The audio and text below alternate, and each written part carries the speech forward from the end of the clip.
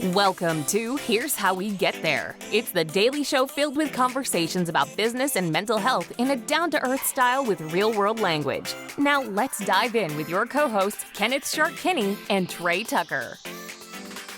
All right, Shark, Coco Gauff has won the tennis U.S. Open. That is a big enough story in and of itself, but there's also another story that goes along with it. So tell us about both of them. Well, the good news is it had nothing to do with pickleball, which is driving me bananas as a former tennis player when I was skinnier. But amazing story. She was the number 6 seed, and she's the youngest American male or female to win a U.S. Open since Serena Williams did when she was 17 or maybe 19.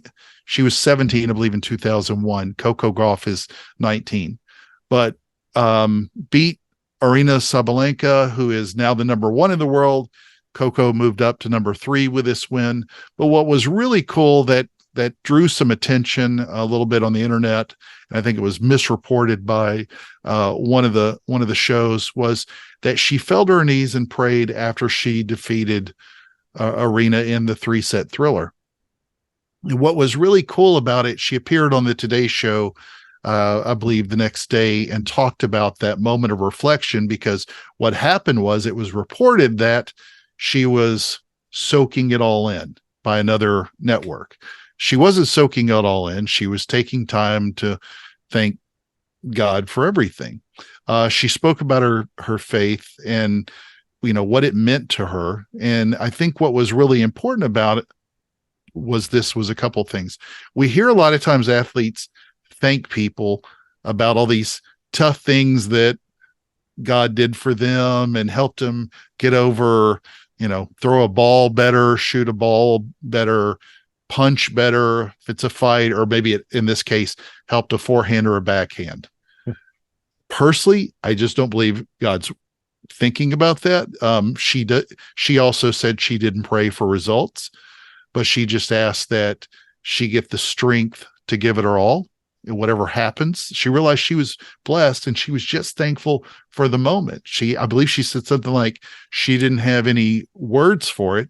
It was just about thanking God, and not enough of us take a moment to do that, to thank God.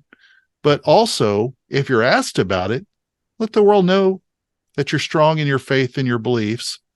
Doesn't mean that you have to go around preaching, but don't be embarrassed about it or cover it up or figure it's PC to not talk about it, because I'm much more worried about what happens for the next millennia in my life here and beyond, especially beyond, than what a news story may or may not report. What are your thoughts? That's the key moment, or the key issue right there. Is which one, the pickleball part, or?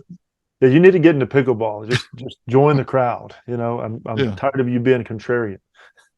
No, the idea is that, if this earth is all there is, then don't give thanks to anybody. Soak up the spotlight. But if your faith tells you, the faith that you and I share and that she shares tells us that we're on this earth to prepare for heaven and to bring as many people into heaven as we can, Jesus himself says, look, if you acknowledge me in front of people, I'm going to acknowledge you in front of my Father in heaven. So she's taking that eternal perspective. Like, people might come at me for talking about my faith in a respectful, humble way, but ultimately I'm not afraid of them. I'm more afraid of the God that I'm going to have to face and answer for in eternity.